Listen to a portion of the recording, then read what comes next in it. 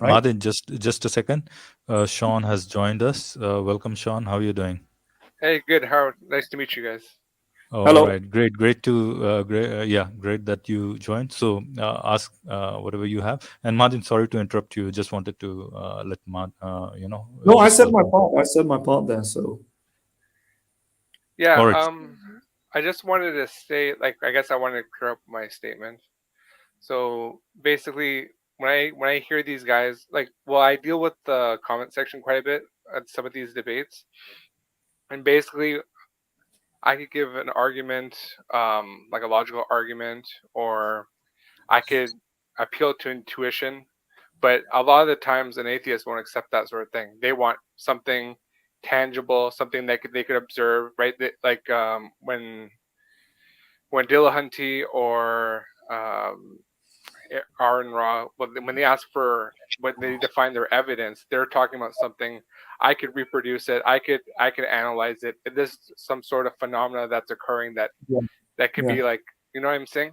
So but we don't think that God operates like that. And even if, for example, there was something like that, like I think Dillahunty mentioned, okay, like a plane crashing into the building. Well, if God had stopped it, that's sufficient evidence that God existed. But that's not true, because if something like that happened, they would just presume something else. That doesn't necessarily mean that it's God that did it. It could have been some other sort of supernatural occurrence. But even then, those guys wouldn't even agree with that was a supernatural occurrence. Those they would default to it was some sort of natural occurrence that occurred, and because it's just something that we don't know, so it needs to be studied. What are your thoughts on that?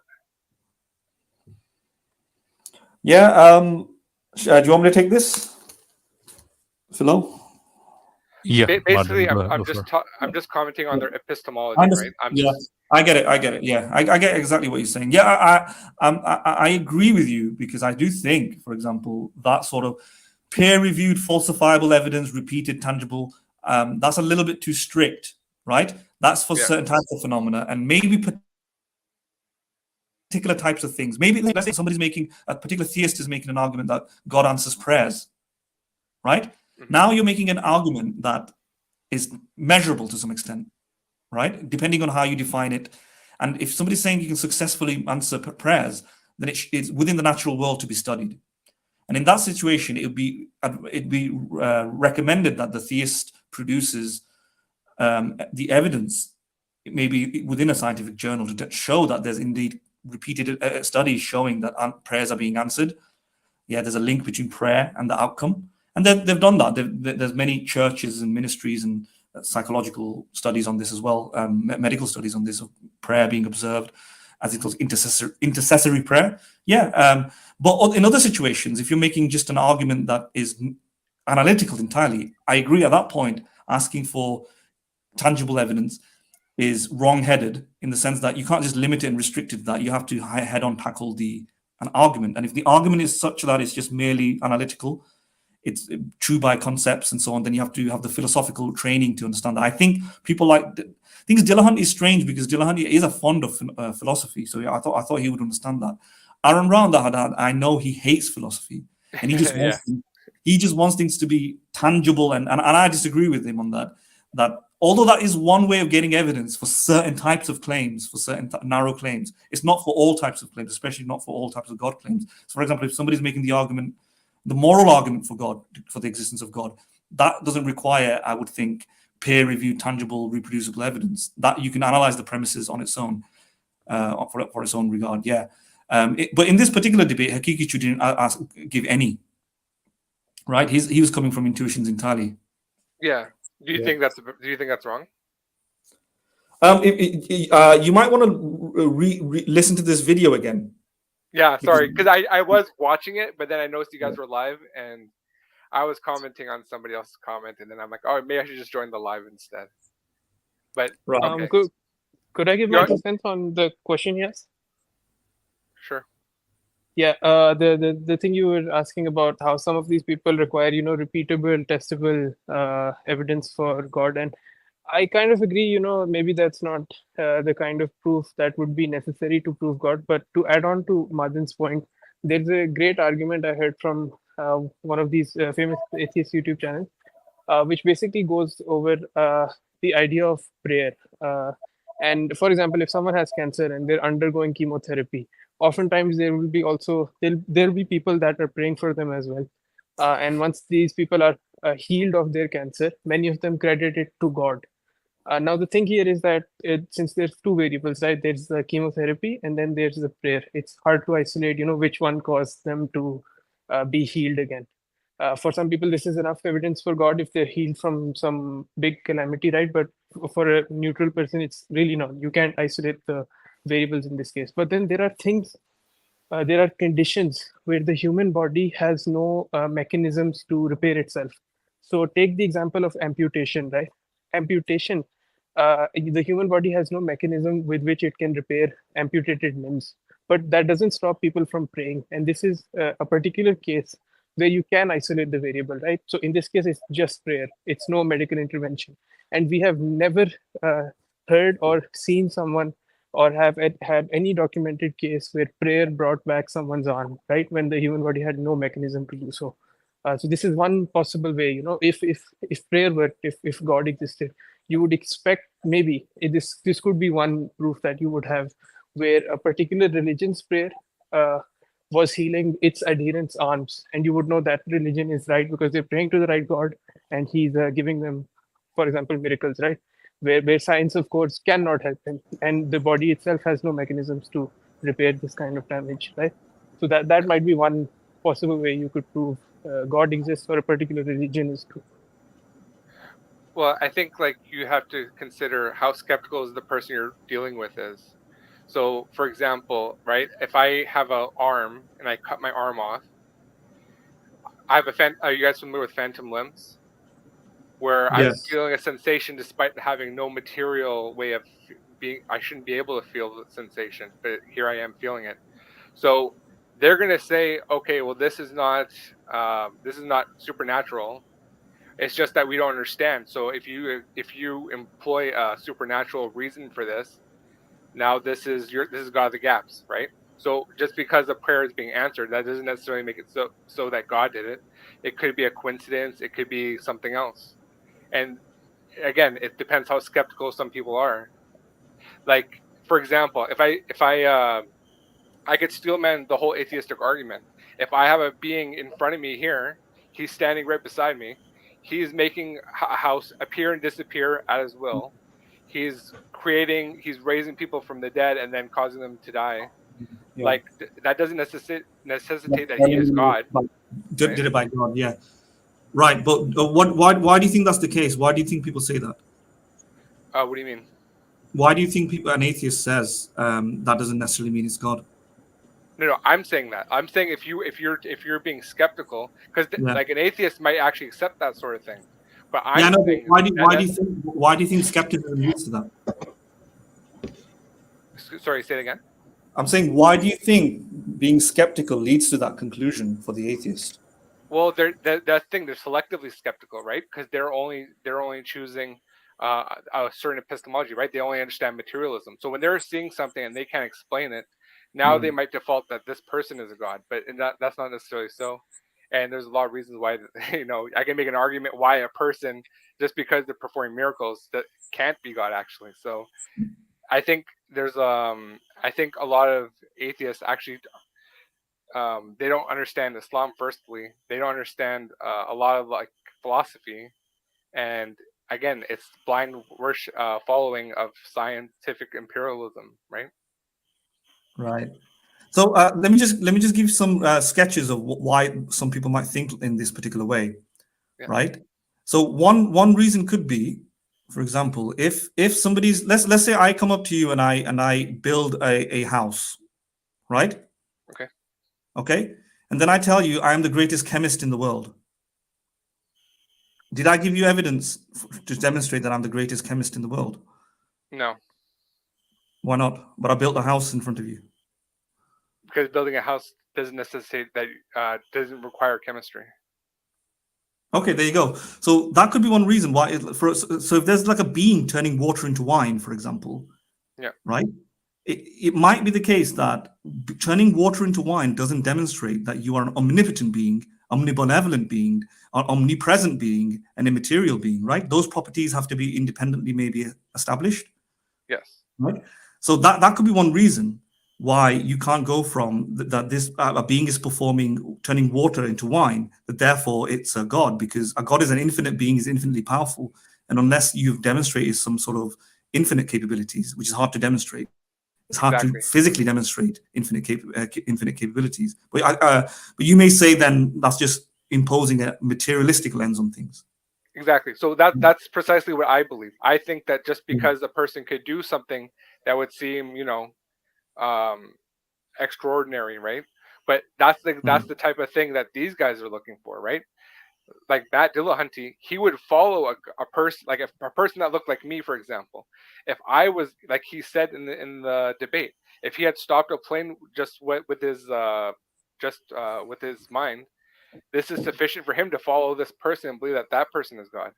But being a person in time and space, like you contradict so many properties of God that it's actually impossible for that to be God.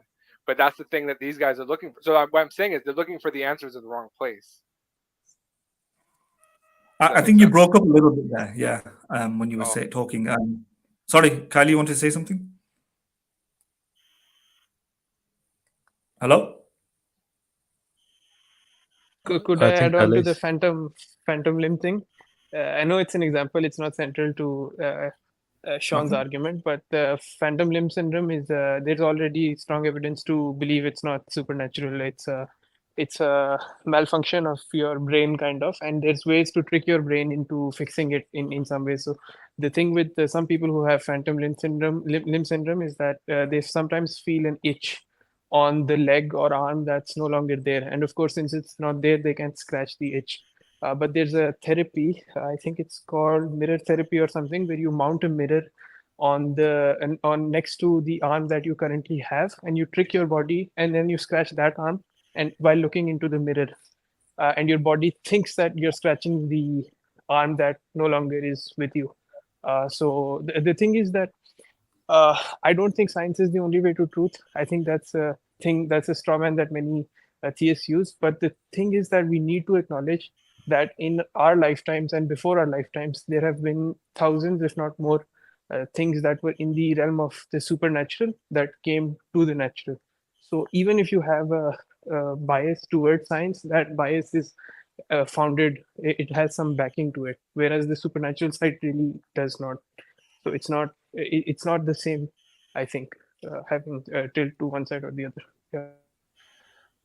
Yeah, I just wanted to clarify. Like, I don't think that phantom limb is a supernatural thing. That was just an example I was using, right? Like, it might seemingly be so, but an atheist would just assume that there's a natural explanation for it. You could, that's just an example. So anything that could seemingly be supernatural, and we currently don't have any explanation for it, an atheist would assume that there's a scientific reason for it, right? Yeah, like they're always going to default to that no matter what. Do you think that happens? Do you think that's happening arbitrarily, randomly?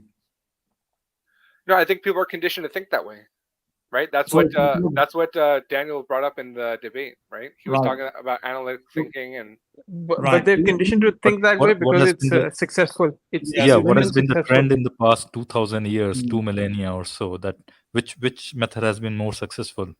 Yeah, like, but the thing is, you could be holistic, right? Like, you don't have to adhere to just one thing.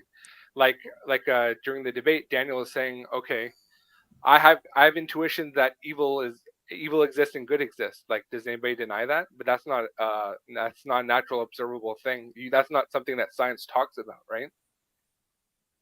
But that's something that our intuition, like I don't know anybody that denies that. Do you guys deny that? Sorry, can you repeat that? I just couldn't hear. About evil and good. Okay. The thing is, all right, we're kind of jumping from different topics, though. So let's just put that aside for a minute, because you were talking about explanations about the universe. If there was a explanation needed for the universe, atheists would make the argument this is a god of the gaps, right? There's probably a natural explanation, right? And let's just specify the natural explanations for that. Let's just I'm just going to tunnel, basically devote some assessment, my time of devote my thinking for that on that for a moment, rather than evil and good and so on, because that's slightly different in the sense that that is a physical, natural thing, right? So if you can't explain the clouds, or you can't explain electricity or atoms, or something happens in the world, why are atheists appealing to natural explanations versus and saying that theists are saying this is a god of the gap, saying to theists that this is a god of the gaps? Well, the reason is because of the frequency of explanations historically. All of the background evidence is suggesting, and this is induction. If, for example, you have a bag, and in that bag that you're pulling out lots of, let's say, jelly beans, and if in that bag, every time you take out a jelly bean, it's always red, a red jelly bean. By the time you get to the 100th one, the 101st jelly bean that you're going to take out, you're going to probably bet, you're willing to bet, you will put your money on it, that is likely to be another red jelly bean, right? Now, it might be the case that there might be a blue one or a green one. There might be one or two. But given the huge trend of jelly beans all the way down that have been red, it would be completely rational. And it will be irrational to predict it's any other color. Now, that's the same thing when you apply it to the physical world. When you see an experience, see something that's unsolved in the universe, we're not saying it's impossible that it could be a supernatural thing, or you're not saying it's impossible to be something else. It's just that given the sheer frequency of historical explanations to turn out to be a natural physical explanation, something biochemical, something biological, sociological, physical, fundamentally, quantum, whatever. The sheer frequency of these explanations shows that it would be irrational to think the next one that we find, the next mystery, will be solved with a supernatural explanation. That is the argument. It's called the argument for naturalism, or arguments for the success of science, or the successful of physicalism. It's just that every explanation has been physical, therefore the next one is likely to be physical too. That might not be applicable to other things like this good and bad stuff, because that's not talking about maybe it's not talking about the natural world. But when you start talking about the natural world, that's the argument. That's the atheistic argument for it. Yeah, so I totally understand that. I'm actually a scientist, and I believe in a deterministic universe, and I'm all about that. So don't worry about that. But that's why I brought up good and evil, because in your epistemology, you shouldn't be hyper focused on one and the exclusion of others. So I think you have to, like, for me, intuition, logic, and empirical evidence. You bought those afterwards, right? Then we can talk about those separately. But do you accept that all these other natural explanations, like if, for example, a plane was suspended in midair, that deferring to a natural explanation first, just like, let me give you an example. Just say you hear a sound in your car. Now, if I said, oh, it's aliens, and you'd probably think I've gone crazy, right? Because most of the time, sounds in the car are not created by aliens. It's something to do with the engine, something to do with the exhaust. These are rational explanations. But why are they rational? Because of our background evidence. Why is the background evidence as such? Because of history of explanations have been that cars usually make sounds. That's the more likely hypothesis to explain the sound, and so on, rather than aliens. And in the same sense, then, that's what I'm trying to say. When if you do see a plane do this or something happen in the world, you might want to defer to a supernatural explanation. But if physical explanations, natural explanations have been successful so much, shouldn't that be your go-to first? Yeah, so I think, yeah, absolutely. I think if you're living in the universe, then the things that you're observing in the universe, yeah, sure. I don't disagree with that. I never disagreed with that. Yeah. So that's what I'm saying. I wouldn't call it a prejudice, would you, in that sense? Because a prejudice means that you're siding with it for no reason. But if you have a frequency of explanations like that, right, that favors naturalism, then it's not a prejudice to think that naturalistic explanations probably explain unknown phenomena. Yeah. So I agree. Like if you're dealing with something inside the universe, then yeah, you would default to the imperialistic sort of thinking. But when you're talking about God, that God is not inside the universe. So this is the hang up. You see, you can't assume the naturalistic sort of you shouldn't be assuming empiricism for something that's outside the universe. Does that make sense? But do you think God interacts with the universe? Yes, that's the question. That's the fundamental questions. Do you believe in miracles, right? Yeah. So if those kind of things can happen, so you believe that there is a kind of an interaction happening between God and the world he has created, he or she or whatever you want to say, right? Yeah, Now, but the thing is, fundamental question is, sorry, go ahead. I was gonna say, yeah, the only issue is we don't know how God interacts with the universe. But so I believe in the have you guys? I'm sure you guys know the argument of contingency, that everything is contingent, and God. We believe that God is actively sustaining the universe. So I think that is God in literally, even in this moment, you know, He's sustaining everything's existence.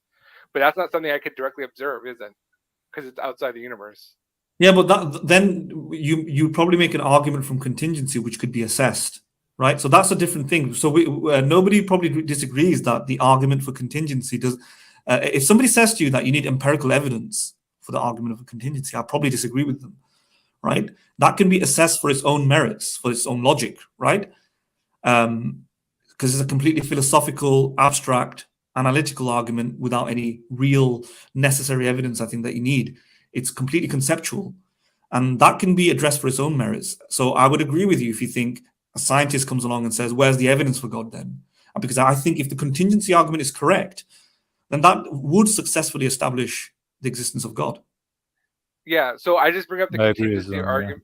I just bring up the contingency argument just to say that I think even in this moment, like me talking to you, our existences are at this moment sustained by God. So God is in fact acting right now, but this is not something that I can observe. You understand? So this is beyond scientific methodology of observation. Does that make sense? So when you guys are asking about prayers, you guys are asking about like God. Yeah, but do you believe in interacting with prayers? the universe? This is not You believe something in- that we could observe. Yeah, but do you believe prayers are answered? Yeah. Well, so it depends. Sometimes they are, sometimes they're not. Right. Right, but So, do they work? so there's no way for you to. Sorry, Mahdin, go ahead. No, it's all right. Do you want? I think we're both saying the same thing. Basically, I just wanted to say, like, can we distinguish between a successful, like, if you take, because you're a scientist. Yeah. So I would imagine you would know that you'll have to take, let's say, a case study, 2 sample populations, one population that's been prayed for, one population that's not been prayed for. Would you say that if it works, then it must work more than the population that's not been prayed for, right? There should be a statistical significant difference, or at least one that passes the standards of science, at least, right? The population that's been prayed for, we should see some successful outcomes in the measurements. Not necessarily.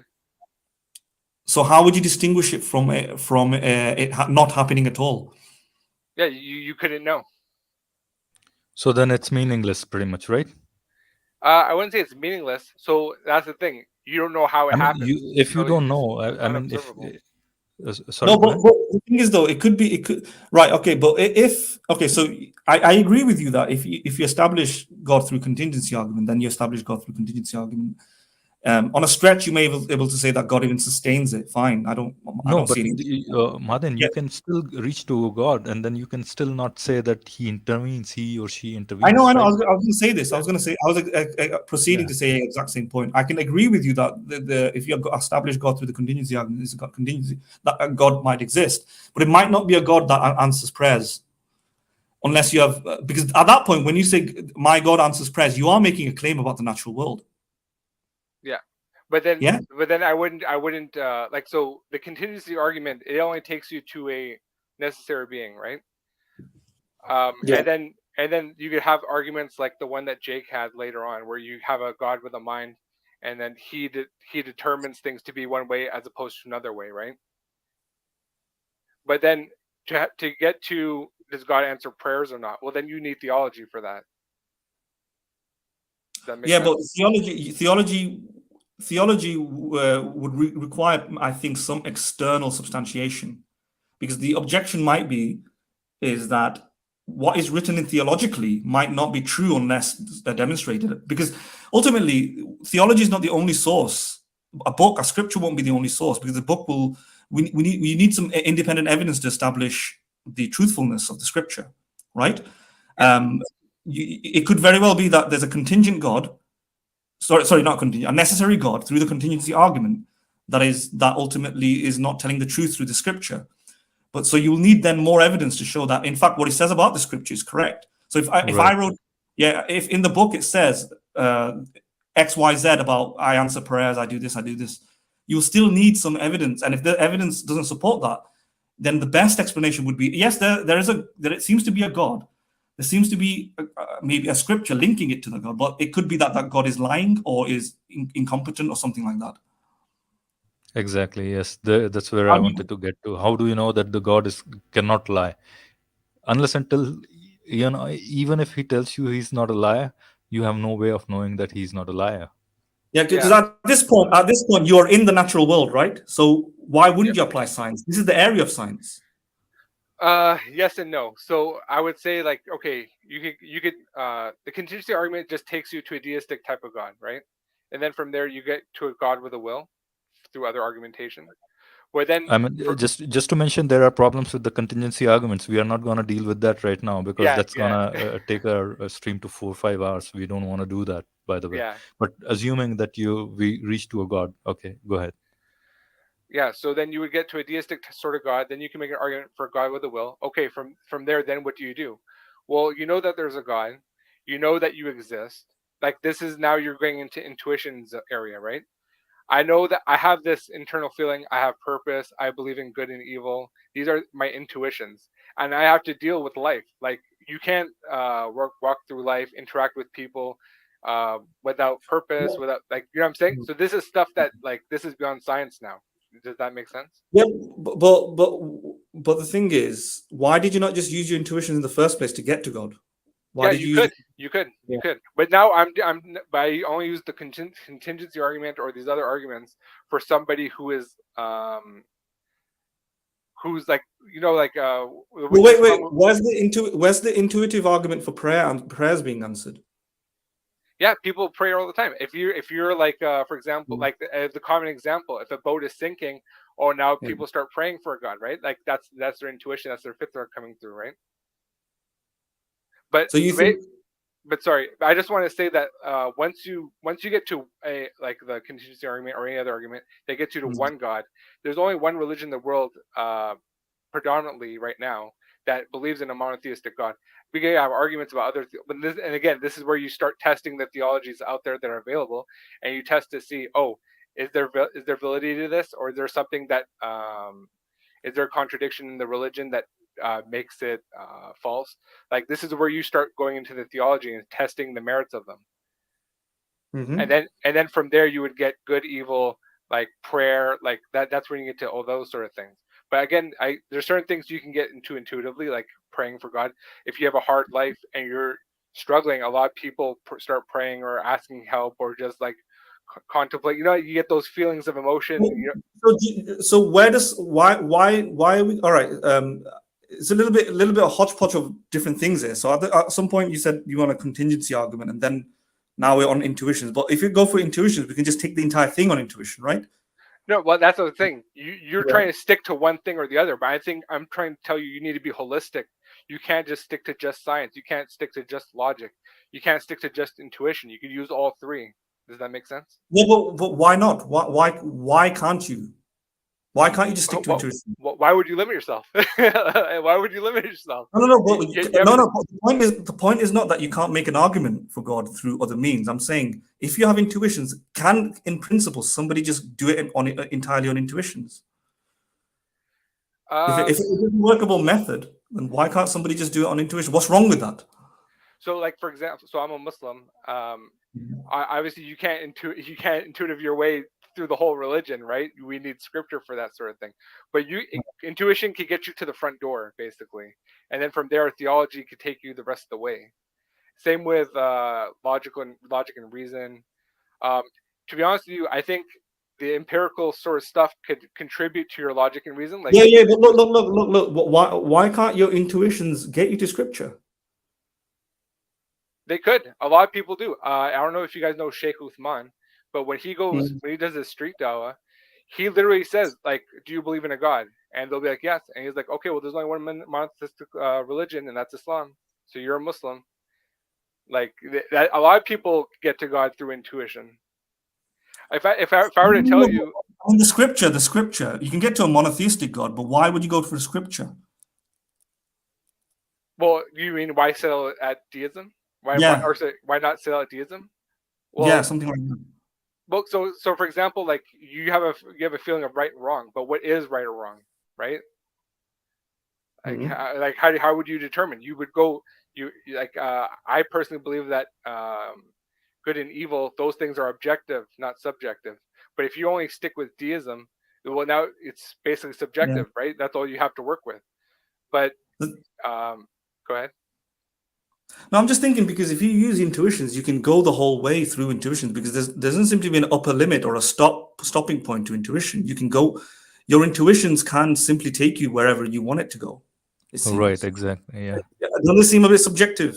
I mean, you just don't have to navigate your way through all these mazes to get to wherever you want to go. I mean, just intuition is a straight path you can just take, right? Can you use a different word to describe intuition? What is intuition? Intuition, basically, I would describe it as like almost natural programming. Like, so like, why do you need science if you have intuition? Why do you need science if you need intuition? Well, I'm not saying you can use your intuition for every single thing. Why not? Because it is limited.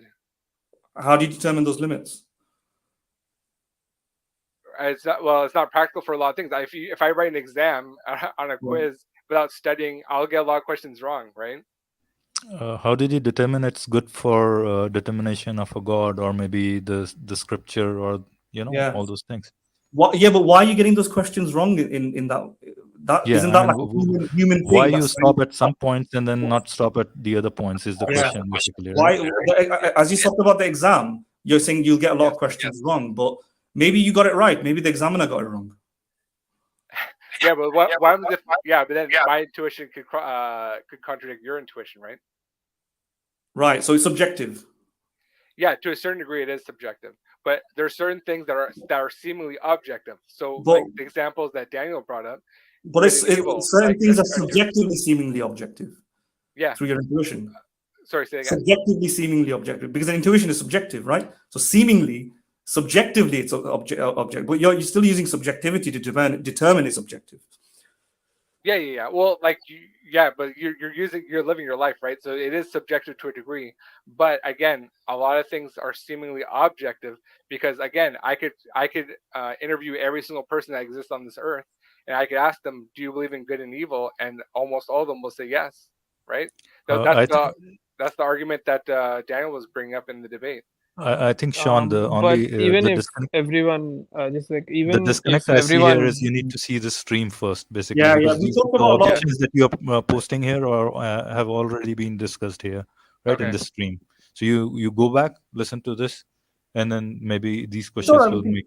I'm just trying to have a conversation. I'm just trying to interrogate. Like, because I'm actually genuinely interested in how you hold this. You know what I mean? Yeah. Well, again, like I'm not. That's the thing. I'm not sticking to just my intuition. Intuition is a part. It has a role. Do you agree? I get it. I'm just trying to figure out how you make that demarcation between intuition and things that don't. That's intriguing, by the way. Yeah. Yeah. And then if you admit it is subjective, well, I mean, for the longest time, a lot of people said subjective beliefs are unlikely to be true. I mean, if something is subjective, then it's just in my mind. That's the whole point of, it's a figment of my imagination. It doesn't exist independent to my mind. But now you're saying. Could I just get one, because I have to leave? I just wanted to add one thing. You mentioned, there are some things that are subjective, but everyone agrees upon them in the world. That still doesn't make it objective. That's the whole thing with the objective morality that secular people try to derive. The religious people's objection to it is, even if everyone agrees, it's still subjective. So it doesn't necessarily follow that it becomes objective. But it's lovely having you on stream, and you seem like a reasonable guy. And I hope I get to talk to you again, but I really have to go. Thanks, everyone. Bye. Hey, nice to meet you, bro. Actually, you know what? I'll actually concede that point then. Yeah, I'll actually concede that point that your intuition has to be subjective. I'll concede to that. Right. So I'm just trying to figure out then, because I like what you're saying in terms of this goes through an intuition. I'm just trying to figure out how we can use that as a method, because to get to God or anything objective. Because if you're going through a subjective pathway. Yeah, no, I think you guys are right. I think that when you're using your intuition, it has to be totally subjective. And I think that, again, it has a role to play, right? It's not every single thing. Could it get you to a God? again, it's subjective, right? So in Islam, we believe in guidance, right? So if I do good, if I pray to God, if I do these things, then God guides me. So that increases my belief in Him. It increases my iman, right? So Right. that's very personal. I Right. could pray for somebody else's guidance. Like I could pray for your guidance or for Sapiens' guidance. And maybe it would help, maybe it wouldn't, because I don't like, again, in our religion, we believe that iman, it fluctuates with who you are. So if you're doing good, then you're more likely to get guided, and if you are evil, then you're less likely to be guided. It basically hardens your heart. That's what we say in our religion.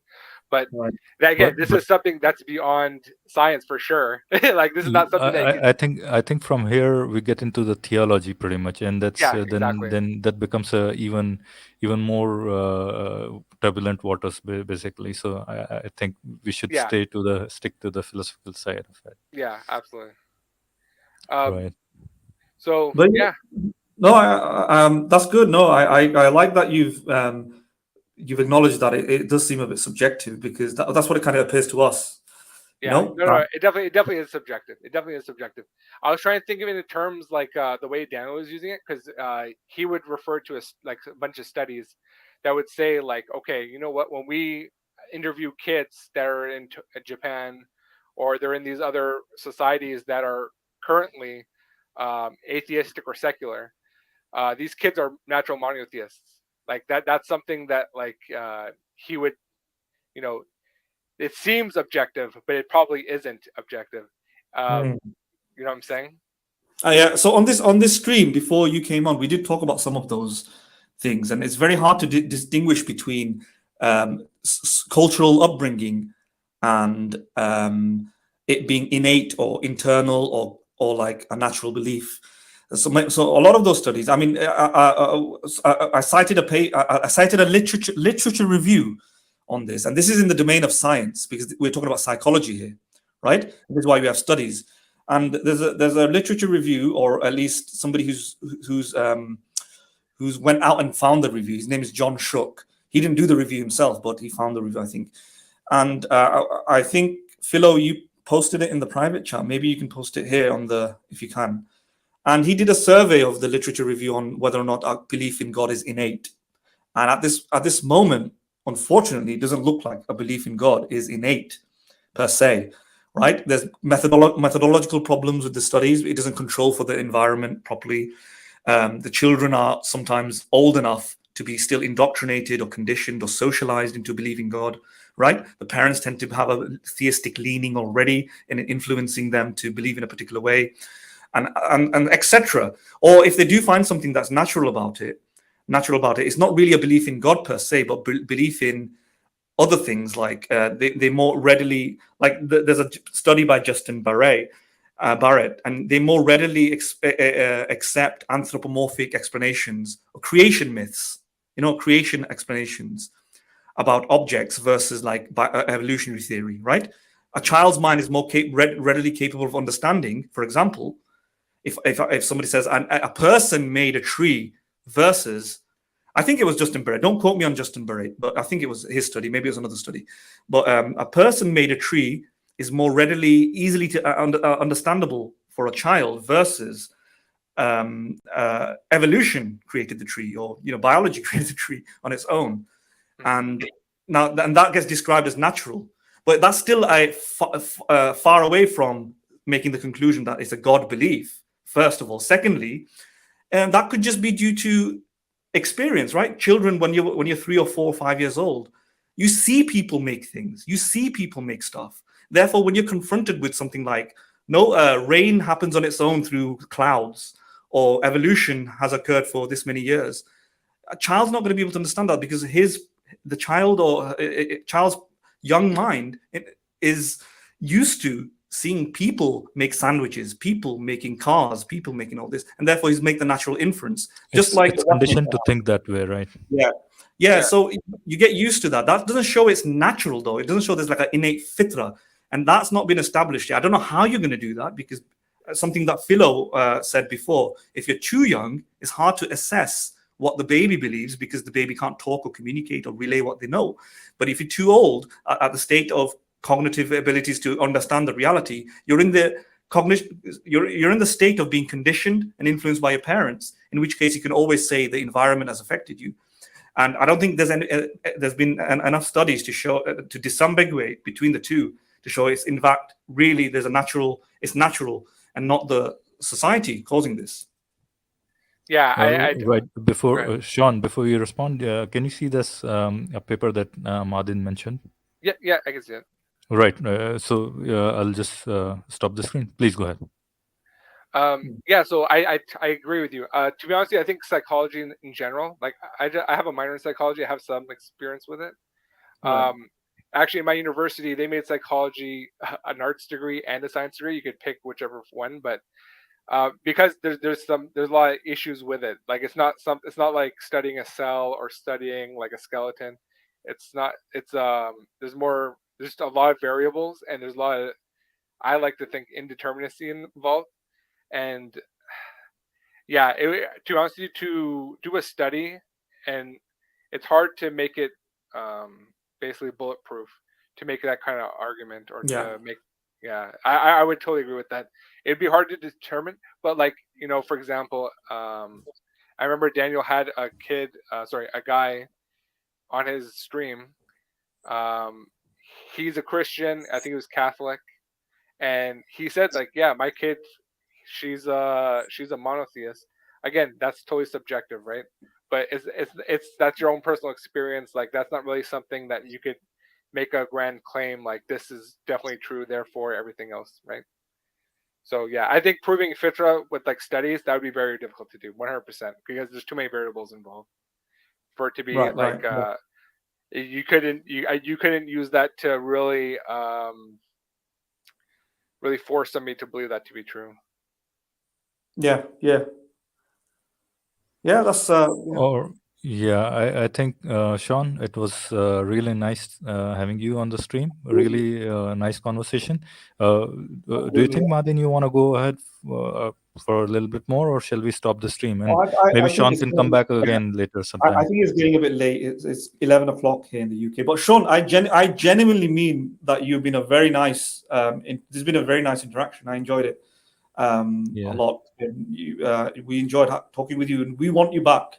Right. All right. So yes, definitely. You're welcome. Definitely subscribe. Show your friends. Come on the stream. As you know, we treat you nicely. We don't want to argue with you in a hostile way. And we genuinely want to hear your points and listen to what's going on. And, all right, Sean. Before you leave, I'll ask you two questions. Right. Sure. First is, where did you hear about our stream? Did you read my comments on Daniel's post or something like that? That's where you got. So I was watching the debates yesterday, and you guys showed up on my front page on YouTube, and it was a live. So I think lives get priority, so it just showed up there, and I saw there was only a few people there, and I was like, oh, let's hear what these guys have to say. All right. Yeah. All right. Yeah, it was good serious. talking to you guys. It was a really nice conversation, to be honest. Yeah. Yeah, really nice to talk to you guys. Second question, can I, if I may ask you, and you can hold answering this question, are you from originally? I mean, or probably your roots are subcontinental? How'd you know? Ahmed that gives it away. Yeah. Ahmed gives it away. Yeah. Oh my God! I thought my first name would have kept me, kept me undercover. You should have used a better name, I think. Yeah. Yeah. Okay. Yeah, I'm actually from Canada, but yeah. All right. So just give you a brief idea. This channel, Mahdin is there, myself, Philo, and then Khayalie. So three of us, and we are our roots are from three different places from the subcontinent. I don't know how much you visit these places, but I'm from India. Mahdin is his ancestry is from Bangladesh, and then Khayalie is from Pakistan, basically. Okay, yeah, I'm actually going to Pakistan pretty soon. I'm going to be spending 1 month there in my village. All right. Really nice to have you here, by the way. Yeah. Yeah, nice meeting you guys. It was good. It was good to discuss. I don't get a chance to talk to people about this sort of thing much, so it's good to talk to you guys. You guys are really All right. knowledgeable. It's good. All right. Appreciate it. Thank Good. It you. was very nice to All talk right. to you too. Very nice to talk to All you right. too. Peace out. Yeah. All right. Bye bye. Peace. Bye bye. All right. Shall we?